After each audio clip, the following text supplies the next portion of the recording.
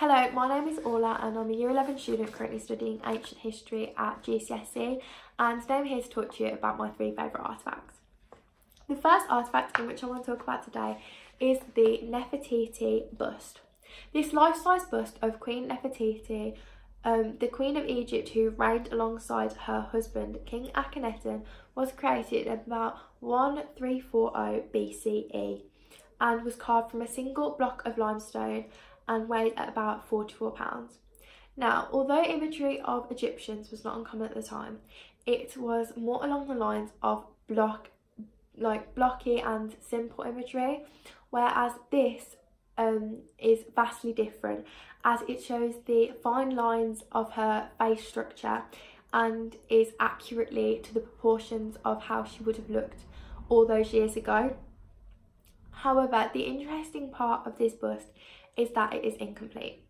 This bust is believed to have been a prototype made by the artist for later work. However, we do not have any of this later work. However, the reason it is not believed to have been the finished piece, as the eyes are incomplete and so is some of the painting. So it is believed that the artist wouldn't have wanted to present a queen with an unfinished piece of work, so he was creating other pieces that could either not have been finished or are just lost to us in history. However, even this prototype is depicted to be a very powerful queen, and so it is believed that this bust was created at the height of Nefertiti's reign.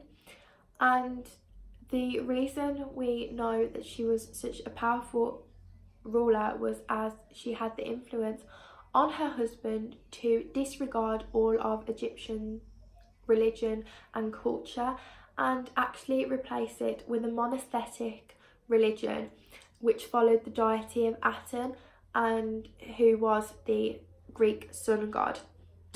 So this shows how she was powerful enough to actually persuade her husband to completely change Egyptian culture, which had never been done before. However, the reason why Nefertiti is so interesting is that although she shows us all about how Egyptians would have looked, she also is a very mysterious character for us to study, as we don't know anything really about her before her reign and before she was married to Akhenaten, but she is believed to be from a noble family from the capital of Thebes. However, also after her reign, her mummy has actually gone missing. We don't actually know where it is. However, there is a mummy which was found, which is known as the Lost Girl, which DNA checked to be King Tut's mum and is actually believed by historians to be Queen Nefertiti.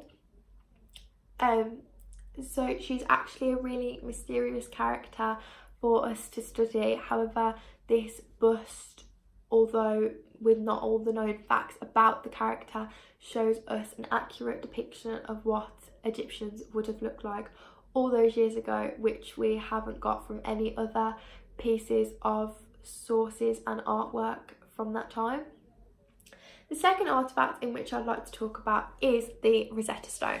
Now, the Rosetta Stone is actually a groundbreaking artefact to have been found by historians, and it is actually something that has helped us to again understand the Egyptians ruling, as that is a part of history which is not unknown but very mysterious.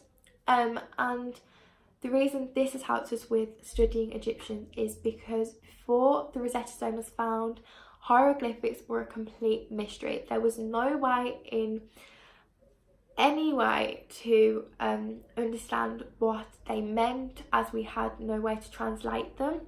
However, when the Rosetta Stone was found by French soldiers after being created in about 196 BC, it was actually found by French soldiers when they were rebuilding a fort in Egypt, and this discovery has allowed us through the other texts written on it to understand the hieroglyphics. However, this stone was actually made by King Ptolemy, who was king of Egypt, who created the stone to get across the message to his peoples that he was not going to stand for any more revolts, as at the beginning of his reign he was overwhelmed with revolts due to his young age, as the people thought that he would not be able to rule.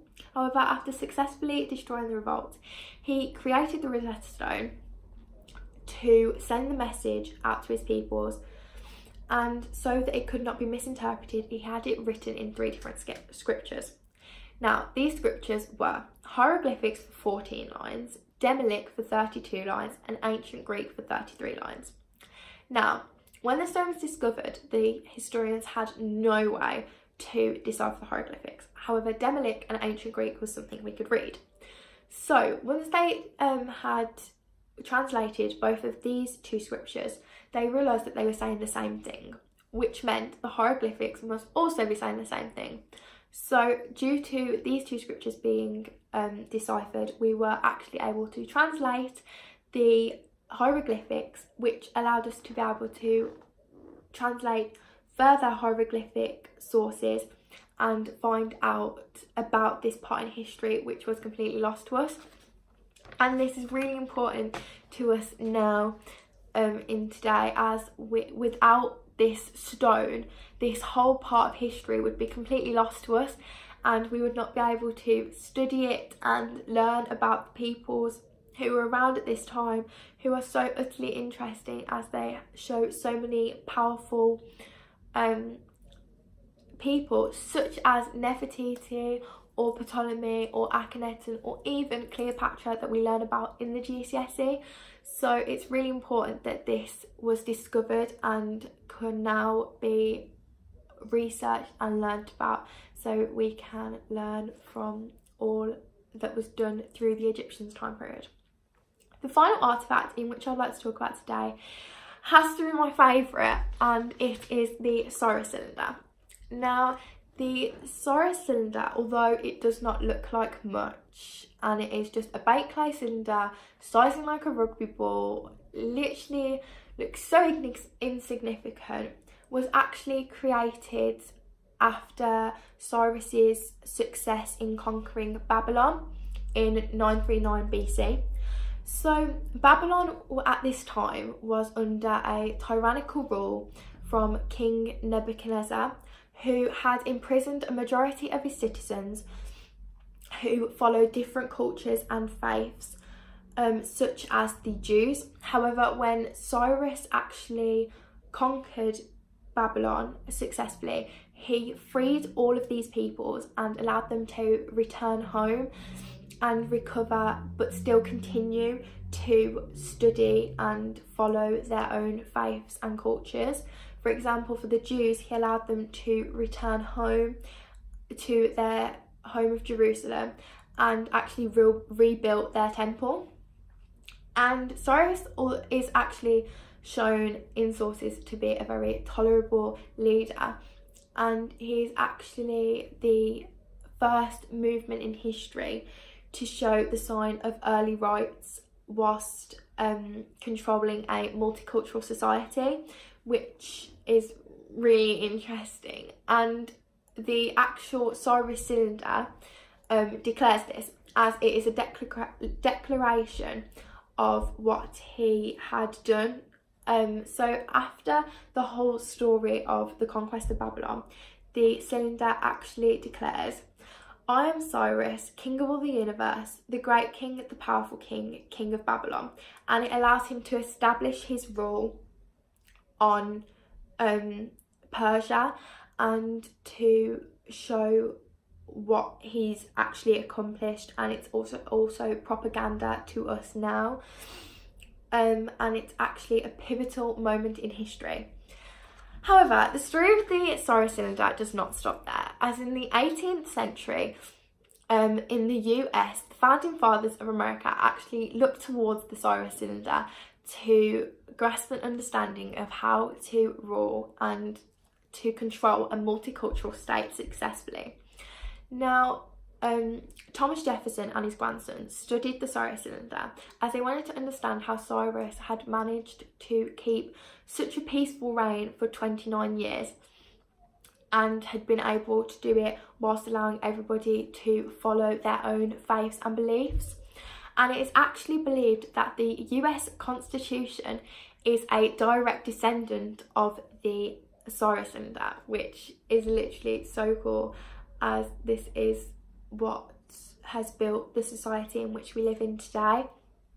And the Solar Cylinder has allowed us to live in a multicultural society like today. And I think it's really important, as although we learn from history's mistakes, we are also able to continue the successes.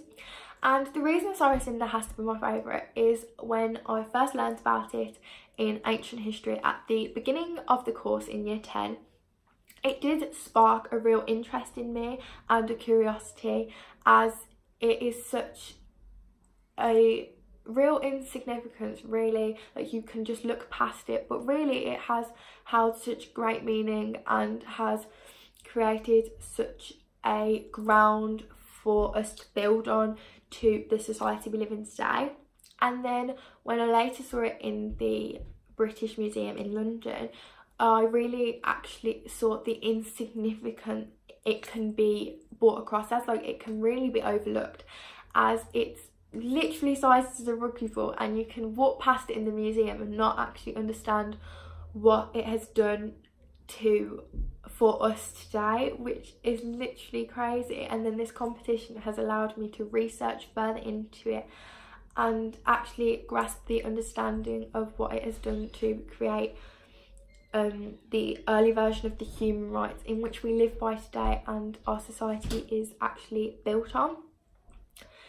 So yeah, that's all I have to talk about today about my favourite artefacts. I really hope you have enjoyed learning about them as much as I have in researching them and learning about what they have done for us as historians as us in society today. And I really hope you've enjoyed listening, and thank you.